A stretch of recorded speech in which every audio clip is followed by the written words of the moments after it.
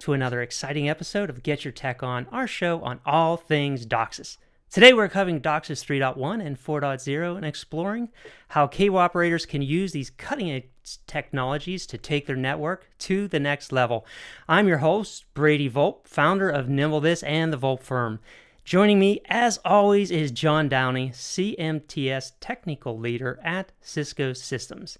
Together, we'll be unpacking the technical advancements that make DOCSIS 4.0 a game changer in the broadband landscape, and sharing some valuable insights that we have on how cable operators can seamlessly, or maybe not so seamlessly, transition from DOCSIS 3.1 to 4.0. So sit back, grab your favorite beverage, and get ready to learn about the future of lightning-fast internet connectivity. So let's bring in our expert guest, John Downey. John is a CMTS technical leader at Cisco Systems. John is an expert in DOCSIS technology, an expert in biceps, but still needs some help with his calves. We're thrilled to have him back on the show to share his insights and expertise on DOCSIS 3.1 and 4.0. Welcome back, John. Always great to be here. Hey, I'm going to get some implants for my calves. Well, what's the ROI on the implants and calves, John? The ROI investment in calves really sucks. The time you put in, you either have them or you don't. Good farmer boys have big calves. I don't know what it is about big farmer boys, but I was never graced with good calves. Well, at least we got the DOCSIS side down, and I think that's really why people come and listen to the show. It's not to look at your calves. I'm going to invent, remember leg warmers back in the 80s? Oh, yeah. Those are probably going to come back around. They're kind of in the 70s now, so I think the 80s will come soon. I'm going to make leg warmers for men. Yeah. Make my calves look bigger. So what's on your shirt, by the way? Oh, this is one of our shirts, one drop at a time, with kind of like the Volpe firm logo and stuff. So, it's how we fix the cable plants. One drop at a time, man. Yeah, and you mentioned my title, technical leader, CMTS, and yes, Cisco still is doing cable. Yes. And no matter how much people think we're getting out, we still have the CMTS. We still have the 1RU RPD shelf, so we still have that. All the other hardware and RF related stuff we've kind of sold off to ATX, took over some of it, the RPD. So all that stuff is still interoperability with our CMTS. Still, have Comcast, Charter, Cox Communications, international customers that we're still supporting. Our big push really is DOCSIS 3.1 still. Exploit what you got. Go to 204. Push that as far as you can. And let's see where DOCSIS 4.0 comes out. And I think that's a great segue, because that's kind of the meat of our show today, is to talk about DOCSIS 3.1. There's a long road ahead for DOCSIS 3.1, but at the end of that road, a lot of cable operators will be looking, do I go fiber or do I go DOCSIS 4.0? And that's a fantastic thing in our industry, that we have these different options, these different choices for cable operators. Certainly, there's a lot of opportunity in DOCSIS 3.1, which we'll be talking about today. But 4.0 is coming down the line, and we'll talk about those timelines. So definitely, if you're watching, for our listeners out there, drop in the chat or in the below, comments. Thank you, Mia, in the comments below where you're at and what you're doing, because that'll help guide our conversation. So, John, I had the pleasure of attending Light Reading's Cable Next Gen conference last week in Denver, Colorado, and I just want to take a moment to thank the presenters, the vendors, and the entire staff of Light Reading who made that show possible. I also want to particularly thank Alan Bresnick and Jeff Umgardner for inviting me to the event and just putting on such an amazing show. Also, a special shout out to Mike Dano, who did a fantastic job in moderating the panel that I was on, and that focused on Convergence. We'll talk about that later on. In today's show, we'll be discussing some of the key takeaways and insights I brought back from the conference. If any of our listeners have never attended that conference, I highly recommend attending it live, or you can also attend it virtually. Past couple of years, we've done that virtually due to COVID. If you did attend a conference, please let me know what you thought about it. Drop that in the chat or also in the comments below. And then, John, the first part of this, we'll talk about what Comcast has been up to. And I want to mention we've had some great questions come in from our viewers. If time permits, we'll answer them at the end of the show. If not, we'll be sure to address those in our next broadcast. So John, jumping into kind of like Comcast did a great summary of kind of what they're doing. I just want to touch on some key bullet points of what they talked about. They're doing 100% virtualized network. By virtualized, it's like virtualized CMTS. They're kind of managing everything with machine learning and AI to sort of run that network.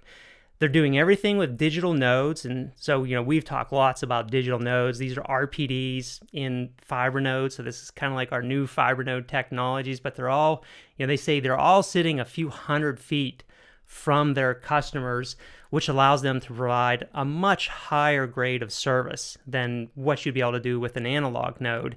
And having made many node amplifiers after that node. And then a key aspect of that is they already have 83,000 of these digital nodes deployed, and they're deploying 1,500 nodes per week, which that's absolutely amazing. And they're doing it through automation. So automation is a key aspect of how they're deploying. Imagine that, 1,500 nodes per week they're deploying. Deploying the nodes automated with drones. I mean, it still takes RFX to put them on the poles. Well, I mean, a key aspect, so they have to have a workforce, right? But a key aspect of that is a workforce. They have automation to deploy the nodes. All the nodes, they don't have pads, they don't have EQs. It's all, and you and I have talked about this before. You had, I think you call it the intelligent node that you guys had. I think now that's with ATX now, if I'm not mistaken. But that's sort of a key thing or a key change in our industry. Techs aren't running around with these new nodes, and we'll talk about smart amps in a little bit. We're not putting pads in and EQs. It's like kind of auto balancing, auto leveling. There's a lot of smarts in here. But so Comcast already has 11 million plus homes that they've already upgraded to this kind of new virtualized advanced network that they have. And over the next 6 years, they plan to triple the amount of capacity. So they're going to triple the amount of data that they have, but during that time, they're going to reduce the power consumption by 50% through virtualization. So tripling the capacity and reducing the power consumption by 50%, all part of virtualization by eliminating kind of this legacy CMTS and going to a virtualized architecture. And in doing so, they're going to be able to offer up to 2 gigabits per second in the downstream and 200 megabits per second in the upstream. This is DOCSIS 3.1. We haven't even got to DOCSIS 4.0 yet because DOCSIS 4.0 equipment is not yet available. Stay tuned, folks. We'll be talking later on in the podcast when DOCSIS 4.0 equipment is going to be available. But they have done some field trials in Denver with DOCSIS 4.0. When we get to DOCSIS 4.0, they're able to deliver 8.5 gigabits per second in the downstream and 5 gigabits per second in the upstream using their full duplex technology with DOCSIS 4.0. And they also combine that. So this has been some things that they've had in the press with what they call Comcast Octave. So Comcast Octave is their profile management application, or PMA, and that's something Nimblethis, well, we don't have Octave. Nimblethis does PMA as well, but they have an AI engine that looks at 4,000 data points and makes PMA updates every 20 minutes. And that's giving them a 45% increase to their upstream capacity. So it's continuously looking at any impairments in their upstream, compensating for those in our OFDMA channels, and I think also their SC-QAM channels. I could be incorrect by that. And adjusting things in their CMTS so their cable modems can transmit 45% more efficiently in the upstream. Then they also get into their FDX amplifiers that they're using. So, originally the Comcast architecture was node plus 0, but there was just so many places they couldn't get to with node plus 0, especially in like rural areas. Well, now they're getting FDX amplifiers. They can go up to node plus 6. They're limiting it at node plus 6, but they said they could even go beyond that. And then the last bullet point to cover, last bullet point, and then I'll let you jump in. I know you're biting at the tongue here. During COVID, and I didn't know this happened, but during COVID, they deployed AQM, that what's AQM? IP management. Yes, adaptive queuing management, so that they could have low latency DOCSIS. So we've covered low latency DOCSIS a lot, and that they had done a hackathon so that they could actually prove that, gaming experience proved and stuff like that. So I know I just covered a lot. I wanted to get these bullet points out before they fell out of my mind, but so much they kind of just did a drop of all this cool things that they talked about they're doing. For our listeners, please let us know what you think about what Comcast is doing. Drop it in the chat, drop it in the description below. But yeah, amazing things they're talking about doing. Cool stuff in the industry. John, your thoughts? All right, so first of all, fuzzy math. When you start throwing out percentages, it's what does that mean, right? If I go from 0 to 0, what's 100%? It's infinite. Zero is still 0. So I'm curious where the numbers come from. First, you started off by saying they're going 100% AI MI. It made it sound like they already are, but they're not, right? They want to get to 100%. Right. Virtual. It's a goal. I mean, it's a stretch goal that they're going to. And because I know there's some towns and little towns that Comcast owns that they might never get there. Like I've dealt with a lot of MSOs. Remember dealing with Oceanic, that was a subsidiary of Time Warner out in Hawaii. Well, you say they're an island unto themselves because they are. They're in Hawaii. Quite literally. They would do their own thing. They might have been dictated by Time Warner corporate, but they still did their own thing. Cox in San Diego, a lot of times they were doing their own thing as well, and they were kind of leading the race. But Cox has their own management team in Atlanta that dictates what all the Cox systems are supposed to do. So you have cookie cutter designs that everyone sort of follows, and it's easier for logistics. So I know there's always going to be one-offs here and there. I mean, even at Cisco, we might have a few guys at Comcast. Hey, can you send us a CMTS? We're in dire straits here in this rinky-dink little town. Well, what happened to the virtual harmonic? Well, we need it now. So timing is of the essence also. It's like, what do you have? Like RPDs, they're ready to go. Remote Mac 5, maybe not so much. So let me do an RPD because I can get it going. You talked about fiber. Fiber, we can all agree fiber is going to be better than anything we can do, but it's the bean counters that we have to get by. I mean, and you brought up a good thing about the fiber was time to market. Yes. Sort of like, I already have someone online, and if you tell me I can put fiber in there, but I got to rip something out and put that in, it's going to be a week. That's not going to happen. That was actually a comment that came up during the conference last week, is that you can run fiber into a neighborhood, but getting the modem out of the subscriber's home, it can be really problematic. And there were a number of cable operators that talked about how they have fiber and DOCSIS networks deployed in the same markets, but turning down those DOCSIS networks is so hard because we just can't get into subscribers' homes so many times to get the modems out and then run the new fiber drop into those subscribers' homes. It's access to subscribers' homes is very, very difficult sometimes. Some subscribers easy, other subscribers not so easy. The other math number you had was how much power they would save. And I can understand if you do virtualization, you get rid of the CMTS, which could be a big power draw. But you're still putting in servers, too. Those servers aren't cold. They run a lot of heat as well, and you're stacking them up. So, I mean, they're going to have some power draw as well. I doubt that they're saying they're going to save much energy out in the field. They're probably talking more head-end CMTS. The energy. I believe the majority of the energy savings occurs in the head-end because the servers do consume energy. There's no question about that. But the presentation that I did last year at SCT Expo, I think it was about a 9x power savings from a legacy CMTS to the servers. The servers are just inherently more efficient because the CPU, and they're using Intel CPUs in these virtualized servers, they are just inherently more energy efficient than the FPGAs and the traditional capabilities that we have in legacy CMTSs. And you're getting rid of all the video QAMs, the CMTS QAMs. You're putting the QAM and the RF out in the field in an RPD. Newer technology makes them maybe more efficient. But that node enclosure now is going from, what is it? What was the rule of thumb on the nodes? We had to keep it under how much?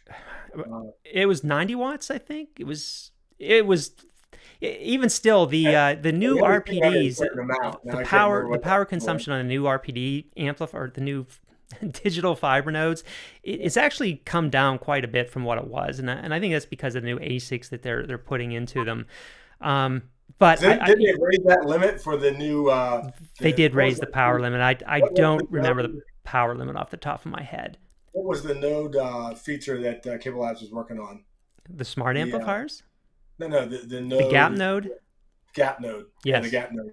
I thought it was they increased it a little bit because they they did. knew if you were going to do remote MAC-PHY, remote PHY, all the capabilities that we're going to have to loosen up the power requirements a little bit. And I think it was 1.5. I don't know. It was 150 watts, or it was something higher up than what we were used to. But I mean, regardless, if you say, "Oh, yeah, I'm going to get rid of all my line extenders, all my trunk amps, bridger amps," that means you're going to have more digital nodes out there as well. You know, Correct. you're talking about 1,500 nodes deployed in weekly. 1,500 nodes could be just one town.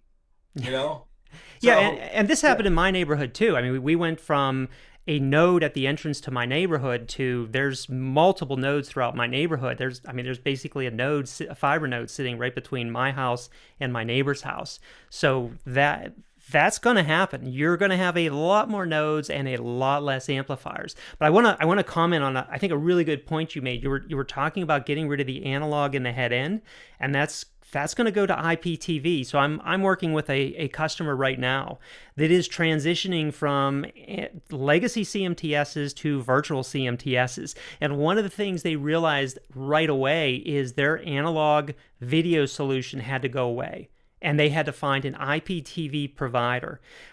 So for and they're a smaller they're not like a tier one cable operator, they're a smaller cable operator. There are IPTV providers out there. You can partner with them. So if you're a cable operator and you're thinking virtualization, be sure you realize all your existing set-top boxes out there, those become obsolete as soon as you start to go into this digital virtualized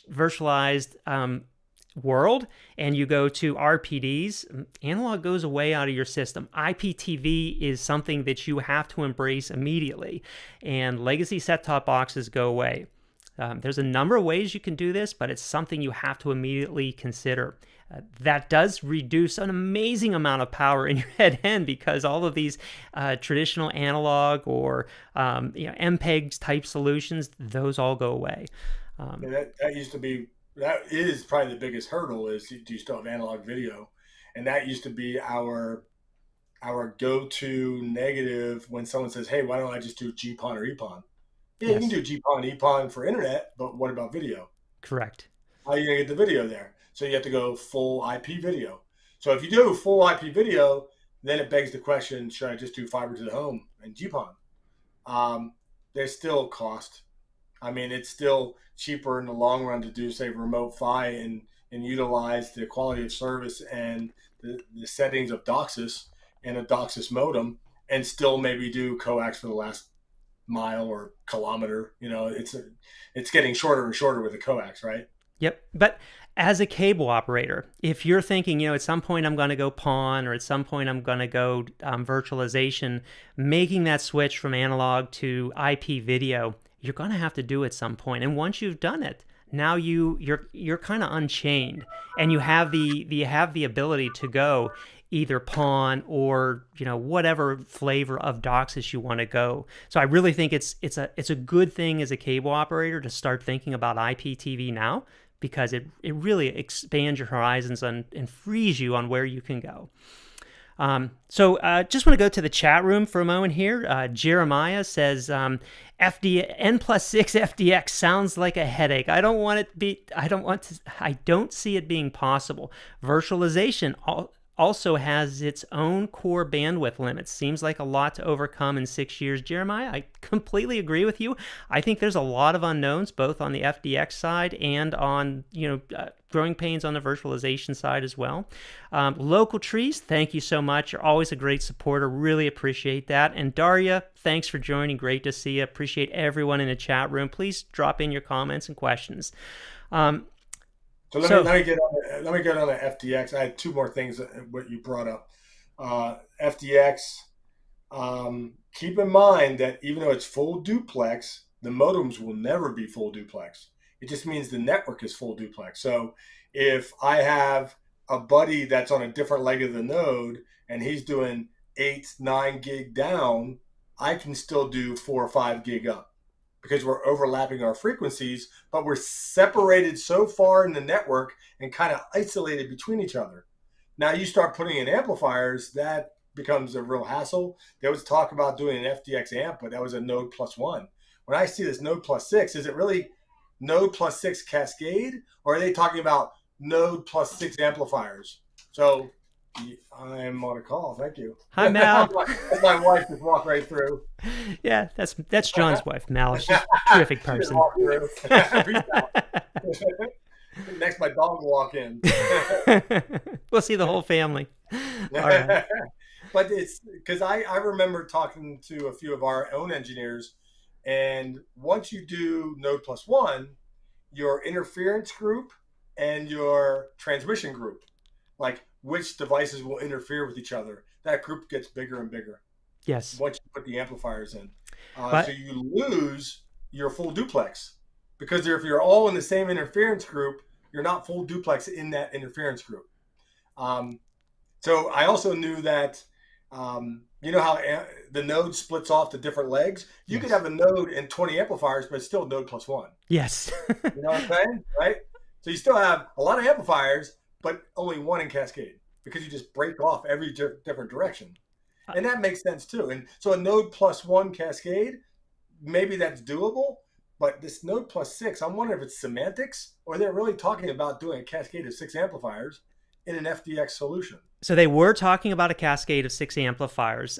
Again, I still think there's a lot to see how the FDX technology plays out, the full duplex technology. I'm excited to see how it works and how it plays out, but there's still going to be some time till we get there, and we'll talk about that timeline shortly. Abraham is talking about the transition to DOCSIS 4.0 is exciting, but isn't there still headroom to take advantage of DOCSIS 3.1? And we're going to get to that in just a couple of minutes about the Runway, because there's still a lot of headroom, a lot of capability in DOCSIS 3.1. But before we get there, John, I want to move away from the Comcast discussion. Wait. Oh, you got one more? Okay, I'll pause. One more mathematical fuzzy math was using PMA to increase my upstream capacity like 45%. It's like, where were you starting? Right. What's your starting point? How did you get 45%? If you're starting at 16 QAM, then heck, I can do that without PMA.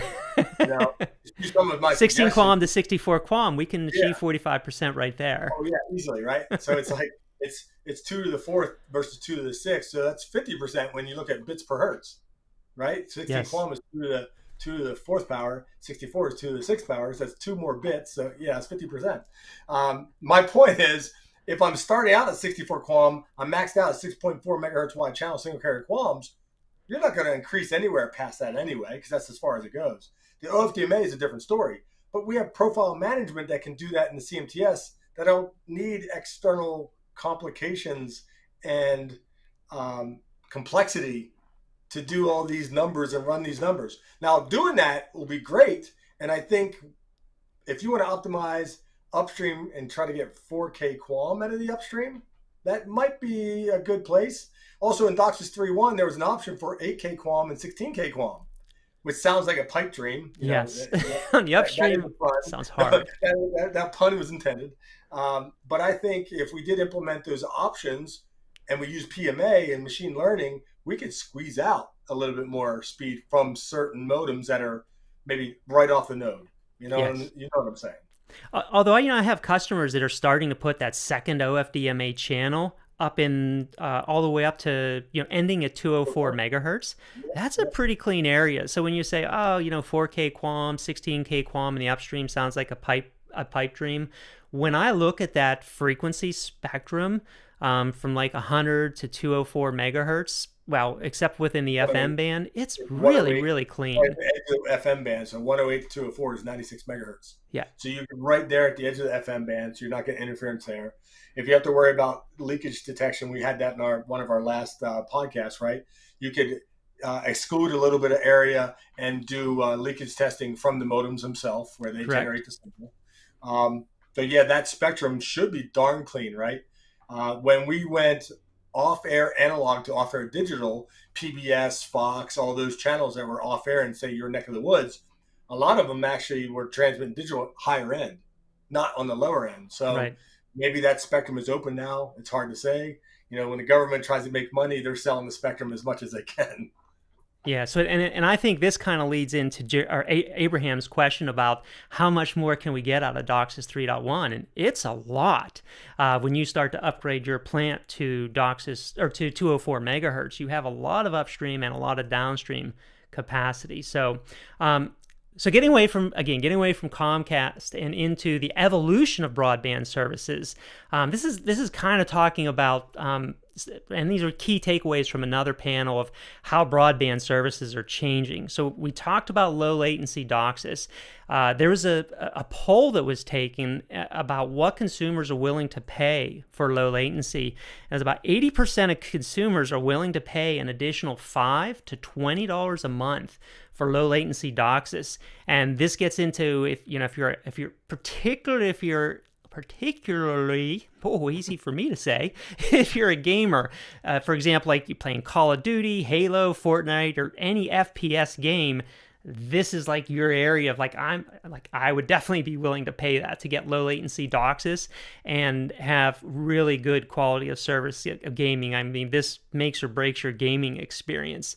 Another area of this kind of next gen in gaming or next gen in services is CPEs. We have in our CPEs, and I've got a bunch of them up here. There's an immense amount of processing power in these CPEs that goes largely unused. So that gives us the concept of ultra edge compute and what we could do with this. One CPE you can't do a lot with, but when we are talking about millions and 50, hundreds of millions of these modems sitting in subscribers' houses, there's a lot we could do with this as we start to kind of combine them all together. John, you may remember like years and years ago, there was like this SETI project where you could donate unused compute on your computer, and we could process data for, at least I remember this because I was donating my compute resources to analyze SETI. They're talking about the same thing with cable modems, where we could donate compute from our cable modems to do things like cancer research and other altruistic purposes.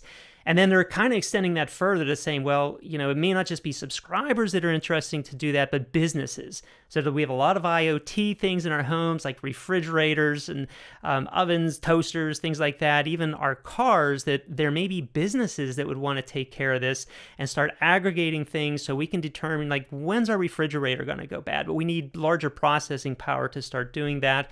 And then there's also the concept of being able to sell business services from the cable operator. So, a lot of customers today, subscribers, use things like Dropbox and other cloud type services to store data.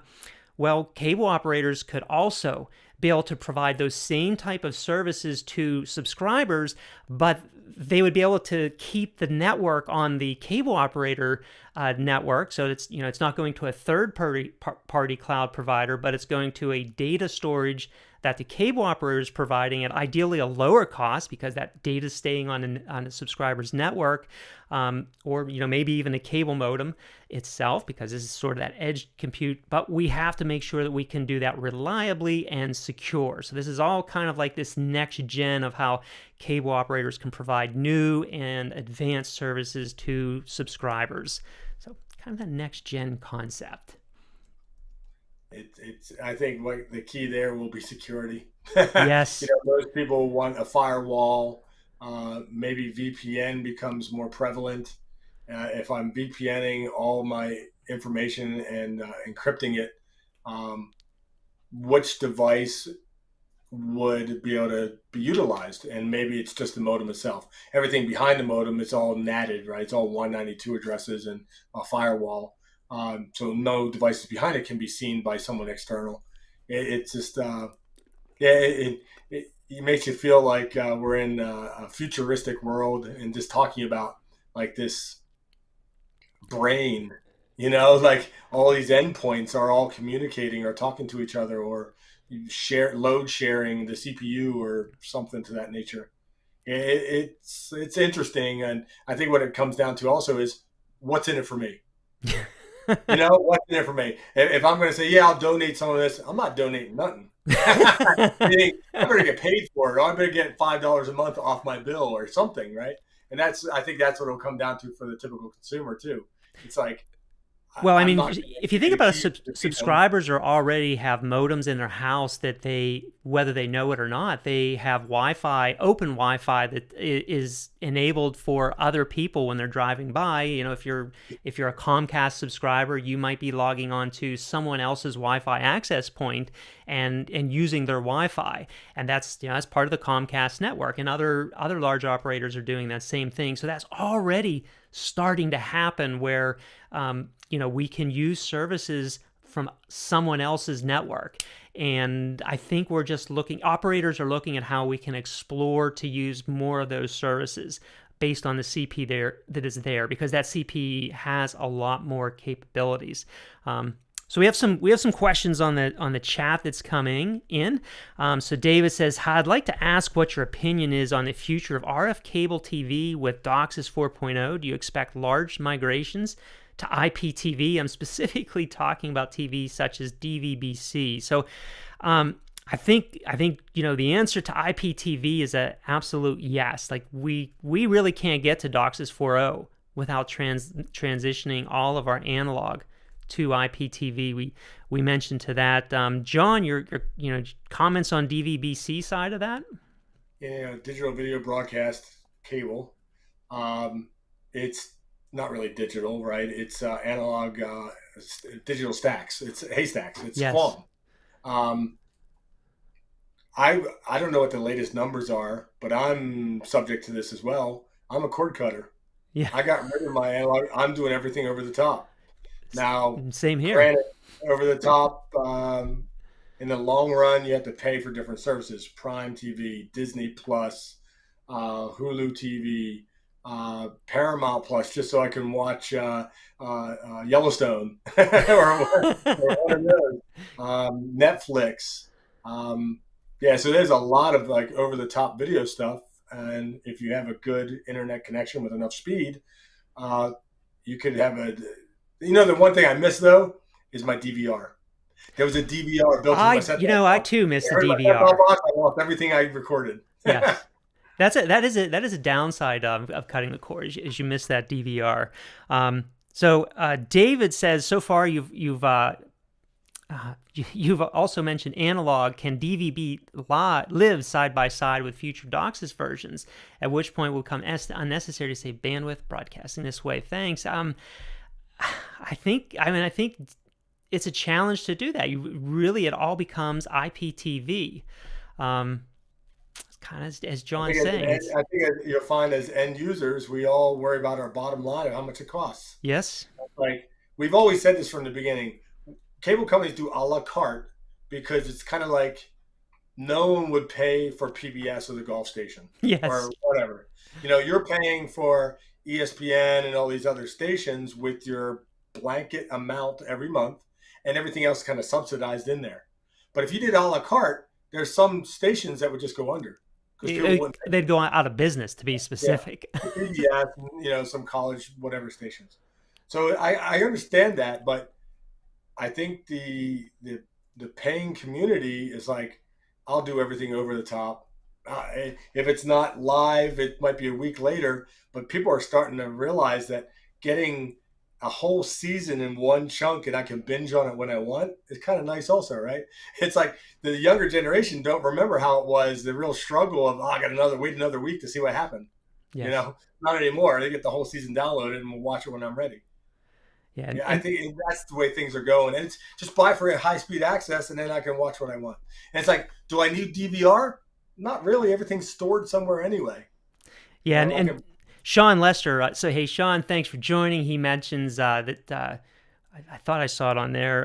YouTube has a great DVR for that. And then Jeremiah, thanks for someone having remembered the SETI project. He had a screensaver doing that to CPU. So I guess we're all showing our age here. So Jeremiah, thank you. Remember. Hey, Dawn, welcome. It's good to see you back on the show again.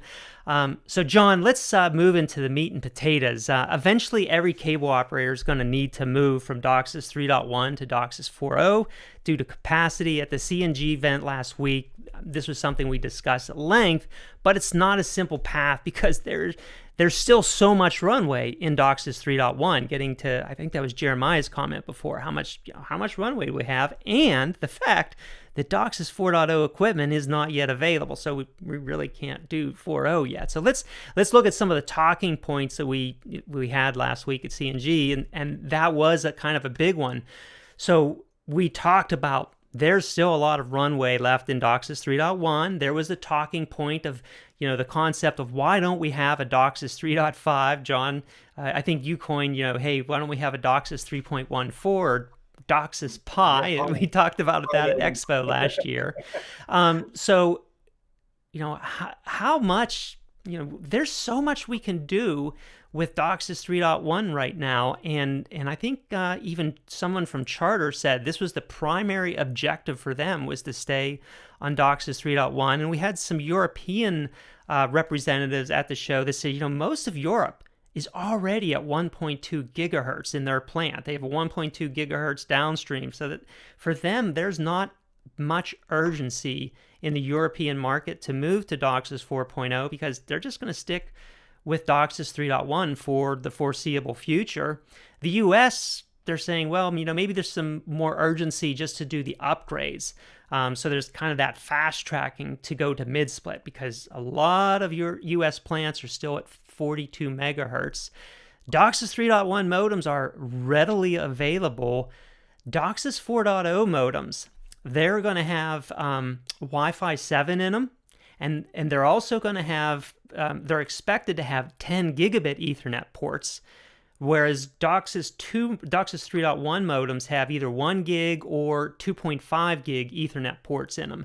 That 10 gig Ethernet port in a DOCSIS 4.0 modem and Wi-Fi 7 in a DOCSIS 4.0 modem, that's not going to be inexpensive. So it is expected that DOCSIS 4.0 modems are going to cost a bit more than DOCSIS 3.1 modems, the same way the DOCSIS 3.1 modems are going to cost a bit more than DOCSIS 4.0 modems. So it's expected that for some period of time, DOCSIS 3 is going to take us quite a ways, and there's still a lot of capacity in DOCSIS 3.1. So before we get into DOCSIS 4.0, let's talk about how far we can take DOCSIS 3.1, John. So, we talked about the analog video, and that was the premise behind getting more downstream speed is open up spectrum. Whether we're at 1 gig or 1.2 gigahertz on our cable plant, DOCSIS 3.0 stops at 999. It's the last single carrier QAM it can lock onto. So the bandwidth is 1.002 gig. So that last 1 gig to 1.2 gig would be an OFDM, downstream DOCSIS 3.1. And there's no other space to go unless we go DOCSIS 4.0, extended spectrum DOCSIS 1.8. But instead of that, why don't we go backwards? Why don't we get rid of the analog video? Why don't we get rid of the digital video and reclaim that spectrum and just do 192 megahertz blocks of OFDM? The more blocks we do, the more speed we have. Now, the modems themselves that are on the market can only lock on the 2 OFDM blocks, but that doesn't mean you can't put 4 OFDM blocks in the spectrum and blast it down and have like a load balancing, right? So right. You could be on 2 OFDM, I could be on 2 different OFDM. So you could be getting 4 or 5 gig, and I get 5 gig at the same time, right? Yep. So we're sharing the same physical coax, but we're not sharing the same physical spectrum. So in that regard, we have virtually segmented ourselves or load balanced. But I can't get the 10 gig, elusive 10 gig that we're trying to promote. Yes, the 10G initiative. Yeah, I need a new modem to do that. And whether it's the Pi modem we talked about, where we could just have more capacity in a 3.1 modem, or do I have to wait for the 4.0 modem? Yes. And that's the question is, what does that 4.0 modem mean?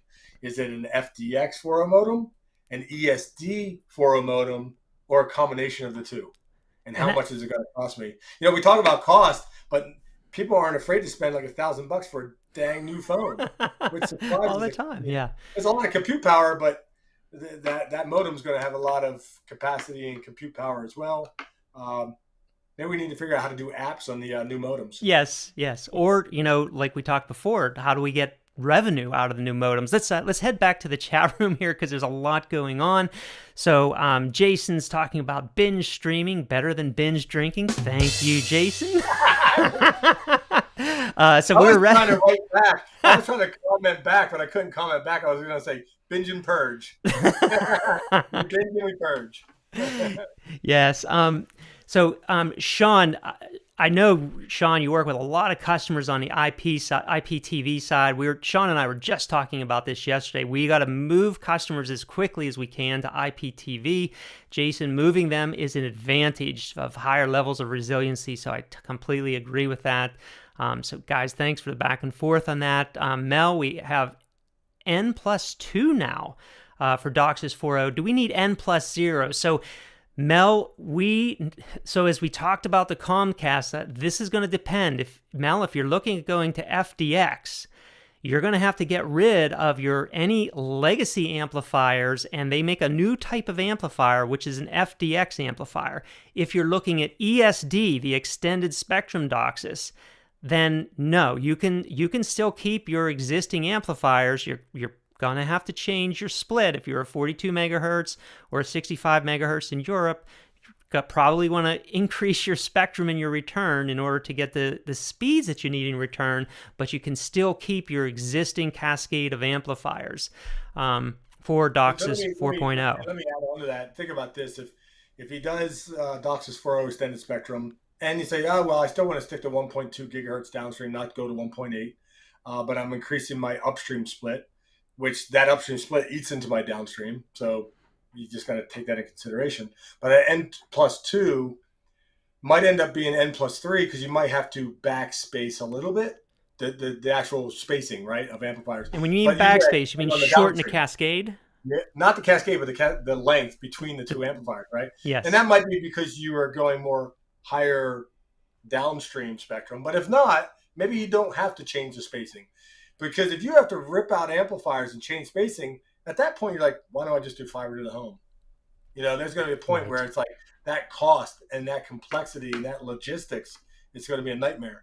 And the whole point here is we're trying to milk this cow as much as we can. We have a plant. We want to use it. What can I put on the endpoints and make it go faster? Correct. And that's why we keep inventing higher levels and evolution of DOCSIS. And also better amplifiers. So it could be you just get a different amplifier that has more gain, more power. And we have new hybrids, new gain stages in the amplifiers that can pump out more power. So that might be something that you have to do, Mel, in order to do that. Yes, Jason, we got a rim shot just for you. Mia even said if Jason's on, she's going to use that rim shot for you. So that's where it came. And Jason, you bring up the point of smart amplifiers. So smart amps give us the capability to do more and have more visibility into the network. So one qualification, your existing amplifiers will have to be confirmed to perform at higher frequencies. So that's, as we said, so Mel, there are options out there for you. Even Teleste, I remember one guy used to work for us. He works for Teleste, and he did a presentation. And because I brought this up a while back, if we go past 204 to say 396 on the upstream, I worry about temperature effects on black jacketed aerial cable. Yep. Sun loading, temperature affecting my RF. Higher frequency means more loss at higher temperatures. So it's like we have no upstream AGC. We rely on the modems to jack up their levels to make up for it. But maybe it's just too much. With these smart amps, we could look at the downstream AGC and just make an estimate, like extrapolation. This is how much it changed at this frequency. I'm going to guesstimate this is how much it's going to change at, say, 200 megahertz. So I can have an upstream AGC based on my downstream, reaction. Yes. And in that regard, the smart amplifiers would be the way to go. That will be built in. And then whenever the temperature changes, the modem is still pumping out 50 and not trying to jack up to 55 or whatever they are. Yep. And they can automatically adapt themselves. So, So Andrew, Spinal Tap Designs, Spinal Tap. So you gotta get that reference, and I'm not sure that everyone will. But the Spinal Tap amplifier should go to 11 ideally. So Andrew, low latency DOCSIS kind of feels like a pipe dream. as efficiency latency monitor seems to be lacking. Do you anticipate this landscape changing with DOCSIS 4.0? Is there a benefit for gamers over DOCSIS 3.1?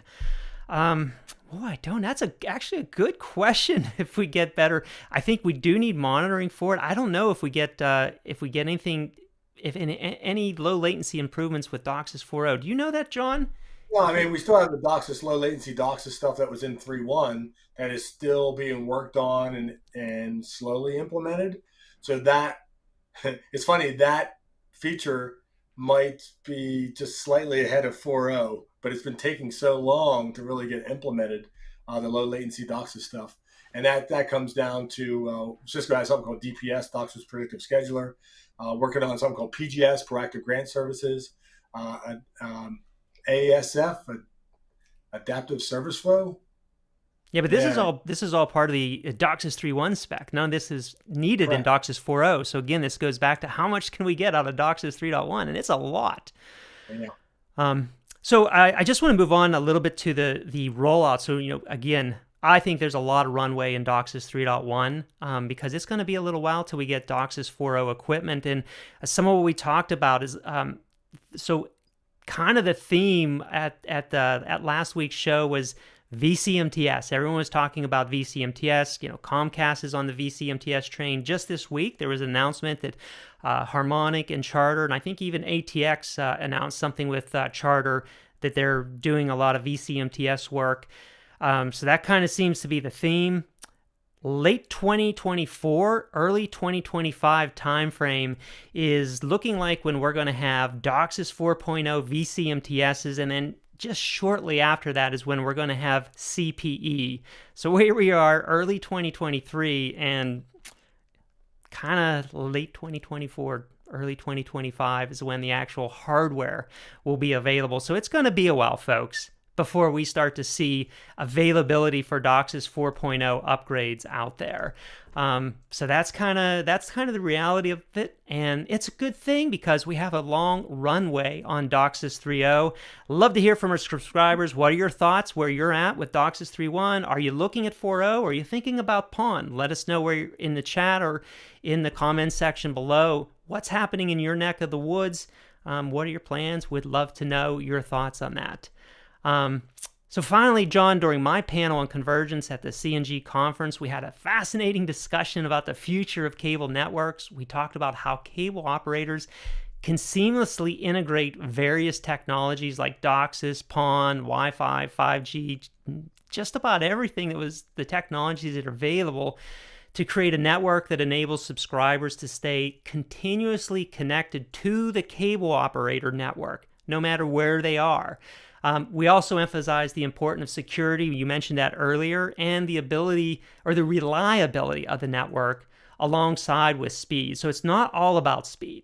We can't just focus on speed in order to build networks that customers can depend on. Our vision of Convergence represents the culmination of basically everything we've been doing in the cable industry for the last 50, 60 years. And it brings us one step closer to achieving this kind of like Star Trek-like communications network for the industry. The panel itself, built on all the other presentations, was essentially a summary of the event. All in all, it was kind of like a highlight and a prediction of what we're trying to achieve. So I know you kind of mentioned before, it's like we're looking into the future, but I think we kind of have to do that in order to figure out what we're doing. So, in DOCSIS, we talked about the triple play. This is kind of like that, building on that, how we can add more and more services and tie them all together, especially as we bring 5G into the network and how we can keep subscribers on our network. So just continuing on with that path. So I'll give you I used to think that when I started thinking about RPD and remote PHY, I mean remote PHY, digital fiber to the tap, as close as I could get. And if I could get rid of coax, I get rid of ingress at the RF level. And then I could do 5G maybe from the tap, or fixed wireless, or just regular Wi-Fi. But everything that's open can have interference. 2.4 gigahertz. Open frequency can have interference from neighbors all over the place. 5 gigahertz. Then I think the Chinese was 3.5 gigahertz. That was their Wi-Fi, and we might be using that here in the U.S. as well. So I mean, you're gonna. I keep changing my mind. Like the more I use wireless and get some interference or instability once in a while, I'm like, it'd be nice to have at least one wired connection, whether it's wire or fiber, like something that's enclosed, right? Yep. I'll give you an example. Is it sounds like a sacrilege for me as a cable guy. I got fiber to my home. I couldn't get coax because I'm in the middle of the freaking field and in the middle of the country. But I was able to get fiber to the home from a co-op here in North Carolina, and I'm one of the last persons on my road to get it. And then my daughter built a house beside me, but she can't get it because they ran out of circuits, all this other stuff. So I went and got the Ubiquity Wi-Fi devices and point to each other, Yep. and she's tagging on to my internet until they can finally get fiber to her. So I mean, it's worked out well, but it's also the trees are still bare. So Oh yeah. once the trees start getting foliage, I might have to like have a line of sight through my trees or cut some trees down. I don't know yet. So for now, you make do with what you got. But if you could get a connection into your house that doesn't get affected by rain fade and ducks and whatever else happens to fly by and So that was one of the things we talked about was the the resiliency and the reliability. We talked about modems that have 5G built into them or LTE built into them. So if your DOCSIS network or your PON network goes down, it's automatically bridged over with a wireless or LTE or 5G connection, having that resiliency automatically built in, so your network never goes down. Those are like kind of important things on the convergence side that we really need to be creative and building into our network as an industry. Today, some operators are starting to do that, but in the future, like as an industry, we have to have that across the board all the time because we are so reliant on network connectivity. Networks cannot go down. And that was another part that we talked about. It's like, when you're designing a network as a cable operator, if you build everything onto a single core and that core network goes down, all your subscribers go offline. So that's not an optimal design. There was a number of panelists that talked about, if your video goes down, you need to have a failover. If your voice goes down, you need to have a failover. Everything has to have a failover. Everything has to be very high reliability because that is what our subscribers expect from us as cable operators, as providers.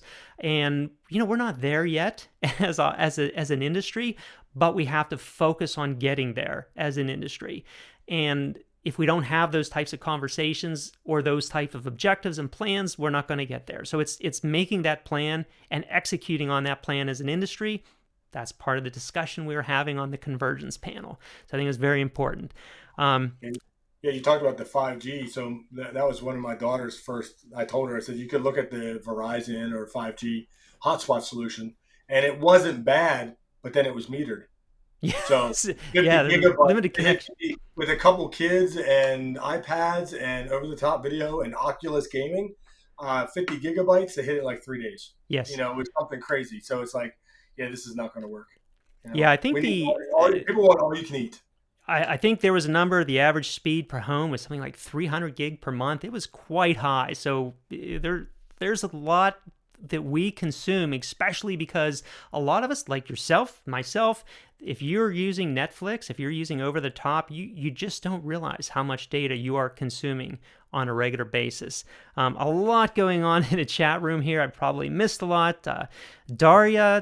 Daria, great to see you, my friend. Talking about M plus something, how many techs still need to manage that Jedi art called sweep. I think that's a good point. When you get down to very small cascades, sweep is just not going to be needed anymore. Ain't no snafu. No deal. Full bandwidth capture should do what we need for sweep, right? Yes. That was all full bandwidth capture in the PNM stuff. And then PNM in the upstream, you get your in-channel frequency response. So you really get a lot of visibility in the network with PNM capabilities. You might have the UTS, the upstream triggered spectrum capture, so you can get the upstream spectrum graph right from the RPD. If you need that as well. Yes. You talk about the upstream frequency trace. That's good if you have upstream frequencies. Right. But if you're not fully loaded in the upstream, you're not going to get a good trace. Whereas the upstream triggered spectrum capture is the noise and ingress and everything, right? It's the whole spectrum. Yes. So UTSC, for those of you familiar with UTSC, it's awesome. So telemetry, yes, Jason, we get a lot of telemetry. Vase of Flowers, good to see you. DAA and PON are hot here. VCMTS planning is underway. That seems to be the theme for everyone. Vase of Flowers, good to see you. Yes, network resiliency is absolutely key, Jason. Completely agree. Parallel communication, absolutely necessary. Metal, my first music love. I was never a metalhead, but, well, no, I take that back. I was a metalhead for a period in high school. And then I just kind of faded away from that. I tell you what, Metallica and Corrosion of Conformity opened for Metallica at Bryce Jordan Center at Penn State. Yeah. And this was after when we were at Secor. And it was one of the best shows I ever saw. Well, the old bands don't synthesize a lot, so yeah. they actually play. And they sounded almost the same as if they were on the CD or whatever. Reminding me of a friend. Now. One of Mia's colleagues at Seacourt. I don't want to mention her name, but she was a big metalhead. And it's just bringing back memories right now. You know, where you and I worked together and Mia hung out with. Mia was employed. Where we worked, but Mia was employed? Yes, that's the place. So, yeah, Vase of Flowers says AC/DC and Iron Maiden was... You know, it's funny also, you talk about resiliency. I think it's a matter of giving the customer an option, like an option B. So if video went down, but I couldn't replace that video with the same video, but I had internet, the customer would figure out what else to do. Yes. They'd be like, oh, well, you know what? I'll table that and hey, let me get online and do something else. But you can't have no connectivity. Yes. You have to have something. You know, I used to say back in the day, it's like the telephone industry had the wool over our eyes, because if the network was down, you would just get a busy signal. So you didn't know if the end customer was on the phone or not, but really the network was down. So they covered the tracks to make it look like it wasn't their fault. So I used to say, back before internet came out and cable modems, we should have had TVs that had like a built-in storage of something that if it went down, it popped up and say, oh, like the movie theater. Go get your popcorn. Or just played some crazy video or something. Yeah, just throw something up there to keep the eyeballs there and the kids quiet while the network was being fixed. Genius. Okay, so yes, go Penn State. And Jason, I'm not. He has a COC story for you someday. And Sean, VT with Metallica's Enter Sandman for the win. All right, yeah, Sean, thank you. There we go. All right, folks, we are at time, so I got to wrap this up. John, anything you want to throw in before I, just say the end here? No, I mean, I think we keep saying time will tell. Are you going to Anga? No, not going to Anga, but next week I am going to the Cable Labs P&M face-to-face. So anyone going, I hope to see you there. It is in Denver at Cable Labs. Jason, I will be seeing you there. I'm not sure if anyone else in the chat, but hope to see you there. Jason Schultz, good to see you. Still rocking CBRAs here, but getting a tiny bit closer to VCMTS's. Recently turned up stripped down Cable OS. So congrats, Jason. Welcome to the virtual world. Local trees. Sorry we won't see you in Denver. So with that, folks, we have reached the end of the show. Please hit that thumbs up button and the like bell, or all those bells and subscribes. We greatly appreciate that stuff. When you hitting it on my screen, it's not working. Push harder, John. Push harder with those biceps, not the calves. All right, and with that, we've reached the end of another exciting episode of Get Your Tech On. We certainly hope you got something out of this and found this discussion a little interesting and informative and thought-provoking. As always, we welcome your comments and questions. We appreciate all this went on in the chat. It was a great chat today. We can't wait to see what's in store for the future of the cable. I mean, there's just so much happening in the industry. It's really exciting. Hope you'll join us back on April 14th for another Back to Basics with the legendary Ron Rannick for a deep dive in carrier to noise ratio. You won't want to miss that episode. It's gonna be a good one with Ron. So thanks for watching, everyone. Appreciate everyone attending, and so long. And thank you, John, for your attendance as well. Hey, was this episode 90? This is 90. This is our 90th episode. So dang, all right. we're getting up there, man, in many more ways than one. So, all right. So long, everyone. Thanks.